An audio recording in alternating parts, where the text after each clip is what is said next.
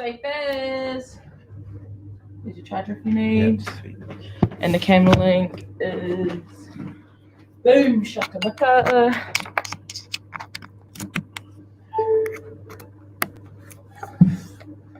There we go. And if I just go to Cam and Mike. Morning team. There we go, Cam link. Is it on? I have to do that trick again. Should be now. There it is. Perfect. Look at that. This is the setup. This is what you call on the fly editing and setups. Definite setups on the fly. Morning team. Back again. Thank you for being patient with us this morning. Pull up with your morning bevy. Good morning, good morning, good morning. I hope everyone's had a good week so far. That moon last night was big and full and beautiful and pulling all the energy. Look at it, Monana. Chief and Monana. Monanana. Monanana. Monanana. Good morning, team. Hope everyone's feeling good. Yeah, that's where we've been.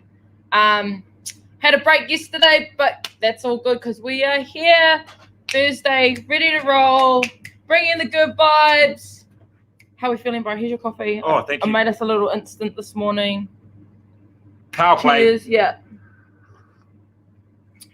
Oh, good.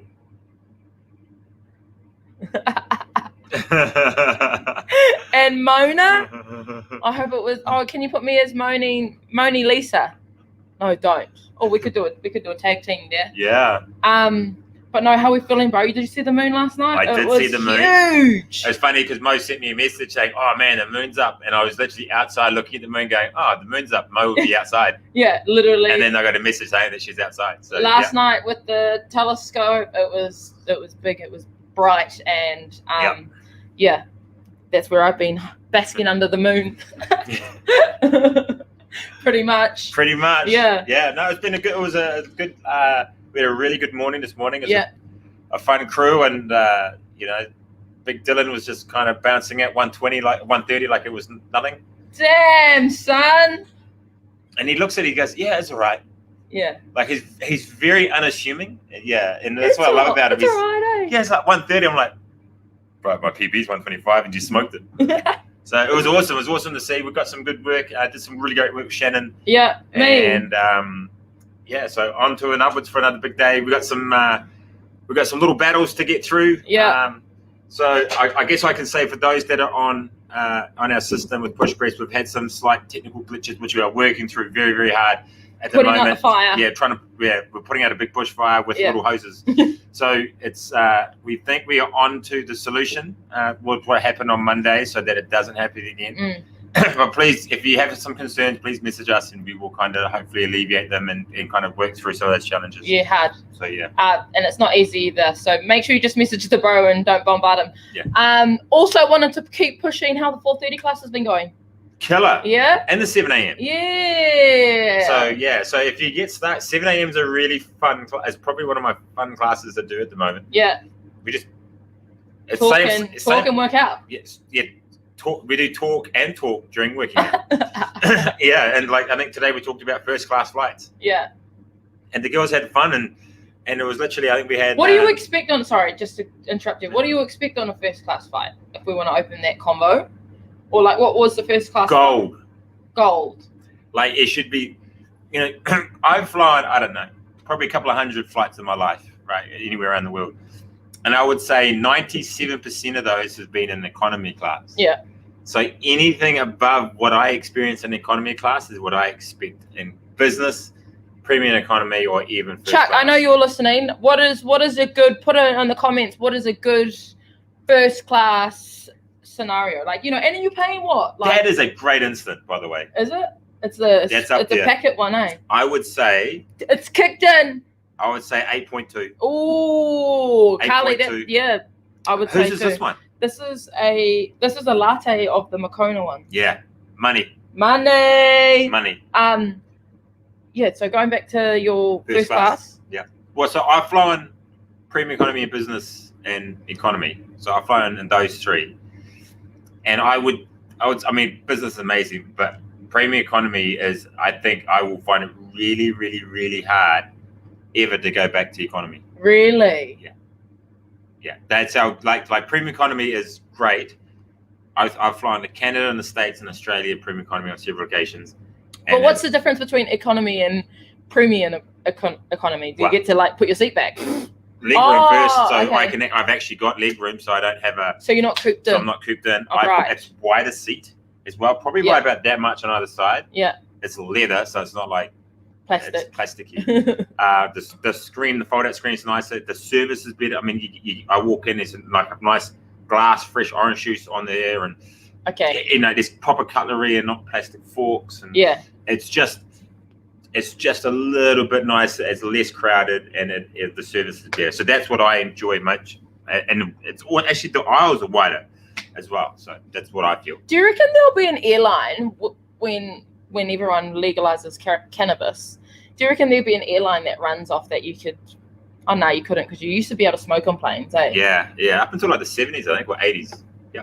That would be funny. That would be funny. Or they like smoking weed. Or they fueled the planes off hemp, and then that was you would fly the hemp airlines, but like that was the catch. You got cheap air flights. Well, they might be able to do the oil off hemp to run it. I just don't know if the hemp would have strong enough power to be able to fuel the planes to go up. What's interesting though is that with aircraft travel, they detune from what I understand, they detune the planes, which is why you have to fly at a higher altitude, which means that it runs less efficient, but it gets here faster or something. No, but it's less. It costs less because if they detune it. Yeah, if they detune and they fly it higher, then they've got to fly it higher with less oxygen, which means that they kind of glide and fly. Yeah. But private jets, from my understanding, flies a lot lower and they get to the destination a lot faster.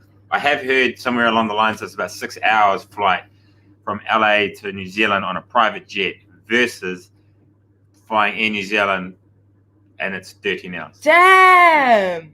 That's what I've heard. Chuck will probably know this. She just said real champagne, a proper menu of gourmet food, your own proper lie down cocoon.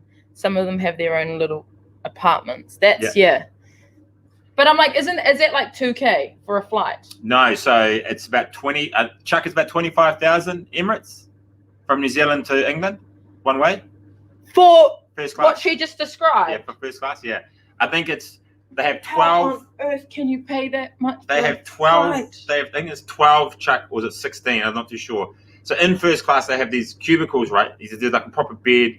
There's a shower, and you get given your bathrobe and all the rest of it. And and it's roughly for the 12 people that fit in first class, you can put 135 economy seats, which is the reason why that it costs so much, because they're going, well, those 12 divided into 100, it's 12 people's flights, which is 2,000 times that by 12 is 24,000. That's how much that space is. Wow. Yeah. Damn. Roughly thereabouts, but yeah. Damn. And I was just saying, Rochelle was just saying the wheelchair. Yeah, tell us about that. So when I did the third race in Vegas, I had got Choreo Club. Yeah. And I was like, oh man, I'm really excited. I got Choreo Club, I got my upgrade, and I couldn't walk. I was really sore. I was like, so you just finished your 24-hour race? 24-hour race is about 3 days afterwards. I'm now flying from Vegas to LA. I flew, I think it was Southwestern. And then once I got there, I basically kind of walked like a penguin to get through. I was talking to the guy up at the kiosk, and I said, man, it's my first time flying premium economy. I'm really stoked. I've just finished this big race. I'm so sore. I'm looking forward to how they got Choreo Club. I think you could tell that I was really excited by this. Anyway, so I get up to Choreo Club, which took me forever to find it, and I was so sore.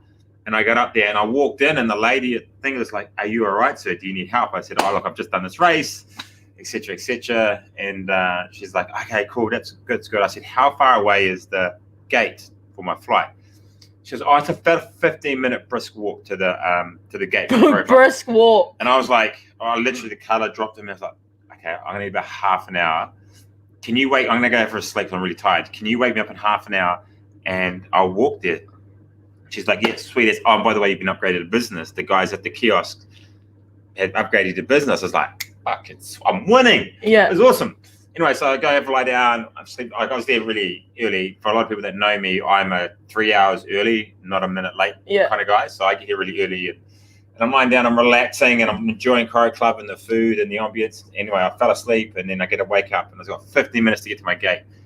And I'm like, oh, shit, that's all right, sir. We've got your wheelchair. And I was like, oh, okay.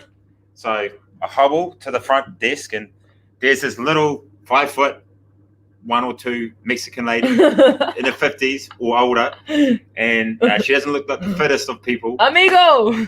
And she's like, it's like, this is Henrietta or something. Yeah. She's going to take you to the kiosk. I was like, oh, okay. So I'm sitting down in this little wheelchair with my bag on me, and this little Mexican lady, and she's kind of like talking to me in her Mexican Spanish accent. She's like chugging you. Yeah, she's like this, and we're going around, and people are kind of like judging you straight away.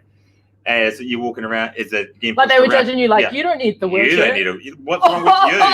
And you're kind of like looking around going, yeah, no. I feel so embarrassed. Anyway, so my head's down, and she's kind of talking, and I was like, yeah. Anyway, there's this one part where it's only a really slight incline, but it goes for a couple of 100 meters, or what it felt like a couple of 100 meters. Yeah, I know those terminals. Anyway, so she's pushing, and then by about halfway, I can hear this. And then I kind of look around, and she's sweating, and she's really having to struggle to push my fat ass up this thing. And I turned around and I said, are you all right? Do you want me to get out? She goes, no, senor, no, I'm good. I must push you. I don't want to get fired. I was like, oh my God. So I was trying to help with my arm. You better damn help that lady. And she was like, no, senor, no, you're not allowed to. You're not allowed to. You might hurt yourself. We could get sued. I was like, oh, okay. So I'm like, listen. Anyway, so we get to the terminal, and she's like fucking sweating and all the rest of it. And I was like, thank you so much. And I gave her $20. I was like, thank you so much. She's good. She's okay. She was still sitting there. I was kind of like, and I went to get out. She goes, no, you must sit. Anyway, the bus arrives because it's going to take us out to the plane. And then it was really full. So they kicked people off it. They said, you go on the next one. And they wheelchaired me on. So I'm now sitting on the bus in this wheelchair, looking around. And everyone's kind of like standing going, what's wrong with you? And like pure judgment. And, and I'm just like, oh, fuck, this is really embarrassing. And then I get out, and then they wheelchair me out to get to the thing, and I'm starting to get out. And they're like, can you walk up? I was like, yeah, I'll be sweet. And I get up there, and my ticket is obviously like 3A or 3B. Yeah. And I get up, and they're like, oh, sir, this way, please. And then a lady comes in, grabs me, and takes me to my place. And it's like amazing. So everyone that's been on the bus now goes past me and purely judges me like, not only did you get a wheelchair, you are now in business class. And that chick that's going to have their legs up. And that's my wheelchair story. Oh, gosh. The judgment that comes with that age. Yeah, because I totally would have been judging myself if I like, yeah, you were standing there I would have been like, what's wrong with you, pal? What's wrong with you? But it was an amazing experience. But yeah, I felt so sorry for whatever Mexican lady you are that helped me that day. Thank you so much because...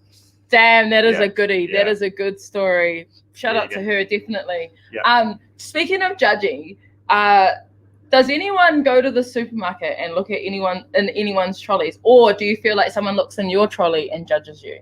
Do you ever get that? Like, do you ever? Not that I judge it, but like I do like a little good people watch when I'm pushing my trolley, and I'm like, ooh, what? You got those chocolate thins, eh? I might get the Jaffa ones. I never go to the supermarket in a coaching top. Right, because then you definitely will get judged. And then the reason why I don't sign her up my truck, so I can go to McDonald's without being judged.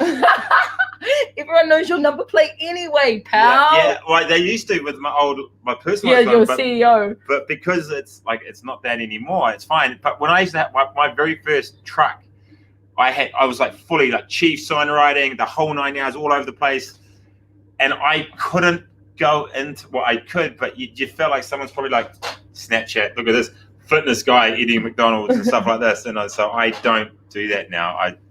That's why I don't go to McDonald's in workout clothes, because I feel like I get judged. That's the funniest. Chuck just said, I'm definitely always proud of my trolley when it ends up being a healthy shop. Yeah, you walk around and you're like, yeah, I got my kale. IG that. Yeah, definitely. And it's usually a patient who recognizes me, and I can't remember that. That's so funny, Doc. got all the treats in there. This isn't for the kids. I mean, it is for the kids. Yeah, especially if you got, like, say, 2 big bottles of Coke Zero or something. They're like, oh. Yeah. Were you trying to be on a diet? Oh, yeah. I definitely have those lols in the supermarket about that. Oh man, I can't get over the lady that's pushing you up the hill. Bro. Yeah, and like it wasn't even that big of an incline. Like it was probably no bigger than the incline that's just outside outside of work. No, probably even less. How old was she? Oh, she'd been in her 50s. Easy. Oh. Like, she looked like she was in her 50s. You know, she looked like she'd been that airport employee for forever. 31 years. Yeah, the loyal as one. Yeah. That is the loyal as one. You know, those old blue collar workers, Yeah. part of the union, happy with their paycheck week to week. Yeah. They probably literally have the exact same routine for 52 weeks of the year, and yeah, that was her, and I just felt so bad that she had to push me up there. Just push me. Oh, bro, that is so funny. And it was So whenever I see people in the airport now in wheelchairs, I don't judge them because I've been there now. Yeah, definitely. Yeah. Anyways, what else have we got? Would you rather be I was saying earlier today, would you rather be 3 hours early or a minute late? Yeah, I'd probably go 3 hours early. Yeah. The minute late is only a minute late, but it can cost you, right? It stresses me. Yeah.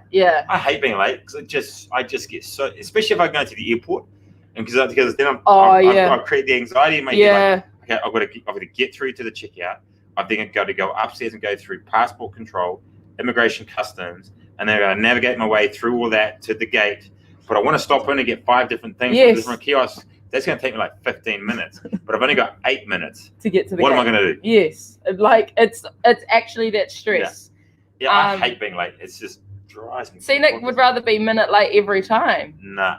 Yeah, see, 3 hours with me, I could make up I can plan in that 3 hours before. See, I'd like that. Chuck's always early. And Nick has always missed so many flights. I've never missed a flight. Yeah, that would make me anxious as. I think the hardest part for me going through the airport is just like the intensity of like not fucking up. Yeah. Like, just because it's so intimidating. Like, even reading the little orange card, I'm always like, what do I have to write? Like, this is a document. Like, and when you're at another airport, like I think coming back from Bali, and I had to fill out the card, and I was like, I don't want to fuck this up. Like, I don't want to get this ever wrong. Those things scare me going to the airport. Yeah. And then, not even gonna lie, I'll be messaging Chuck like every 2 minutes. What do I put on the card? What do I put for occupation? Or what do I do here? And then I remember flying to Aussie for the first time.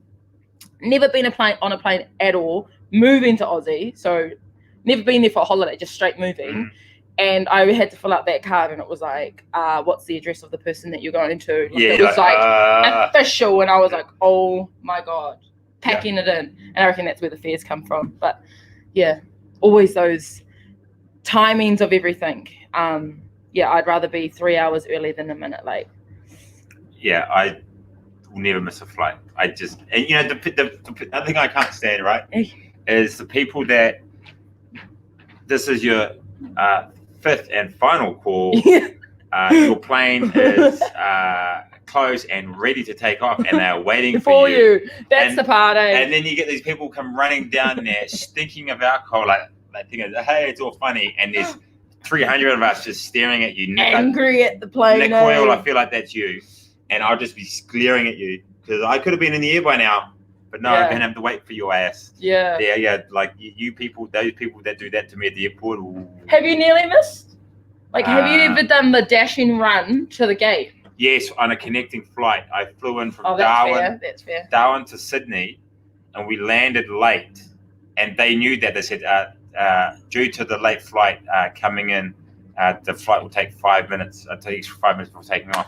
And so there's 4 of us army guys just sprinting through Sydney Airport to get to it, and we're in uniform. Yeah, so we're like we're trying to look all prim and proper, but we are like tearing apart. And then I think the people on the plane kind of thought, oh, I'm gonna wait for these next. But as soon as they saw us in uniform, they got us. They were a little bit nicer to us. So that's the only time. I can't think of if I've had one of those like running moments. I may have. Not me. Have you ever forgotten a flight? Like, have you forgotten that you may have been like a day late? No, I can tell you a bit of story about that though. What? So I was actually just telling Rochelle the same story today. So a client of mine, we were boxing and he took a call, and then after that call, he goes, "Oh, I just got to make another call." So he rings his travel agent, and his travel agent goes, "How are you calling me?" And he goes, "What do you mean? You're meant to be halfway to Dubai by now." And he was like, "What? Yeah, your flight was 8 hours ago." Wow. So, and he flies only first class Emirates. So which is $20-something thousand one way. Yeah. Anyway, so he's like, "Oh, book me on tomorrow's flight." Wow. So, damn. Yeah. So he lost a $20-something thousand flight, and then he bought another one right the next that day or just the day like, after. Yeah. That just blows my mind. Yeah. I was like, no, I would never. But when he told me that, and then for me to spend more than $150, I kind of have heart palpitations. He just spent $50,000 on flights, and there's only going to take one of them. And he was literally came straight back and just started boxing with me like it was the most normal thing in the world. Yeah, that would have just been like, I would have been stressing. Do you think we'll be traveling anytime soon? No. No?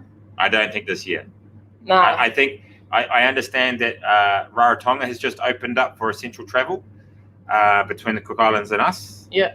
And I think Australia as well. And I think there will be like the business side will be up and running, and but I do not think that there will be like pleasure. Yeah. Going on holidays. Yeah. Bali is definitely not going to be an option. Yeah. Though I did see in Wuhan. What did you see in Wuhan? In Wuhan, they've just declared 100% virus free, and they had a massive dance party at the lake where everyone's like in rubber boats and dinghies. Yeah. Watching DJs getting pissed. Wow. This was at Wuhan. This was last night. Corona. Yeah. Schools are back. Everyone's back. Celebration. Yeah. So, do you reckon we'll follow in that though? Well, it's hard to say, eh? Well, it's hard to say. I don't think Christmas and New Year's this year will be the same as we've had in other years. I think stuff like R&V might struggle a bit. Yeah. And it'll be a close calls, eh? Like it's so hard. Yeah, I just don't feel like the New Zealand festival scene will be the same as it has been for the last. I don't reckon it'll be years. As big. I reckon they would need to move fast in terms of just getting, or even the artists just putting together their own little small gigs. Like I reckon it'll go smaller rather than one big large like one. Little satellite ones. Yeah.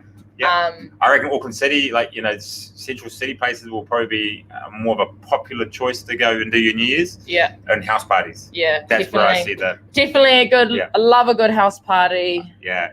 Batches and camping might be another option, but I don't think they're big. Those young 18-year-olds that think, I'm going to do R&B for the first year. Oh, 2020, you don't get to. You don't get to in 2020.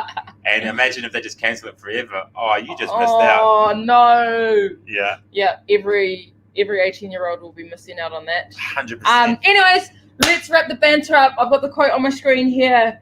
It's a nice, simple one for today, and it's, being told you're appreciated is one of the most simplest and uplifting things that you can hear. So whatever you do today, be kind to someone, tell someone how much you love them, and send those good vibes. We will see you tomorrow for Friday. Have a good day.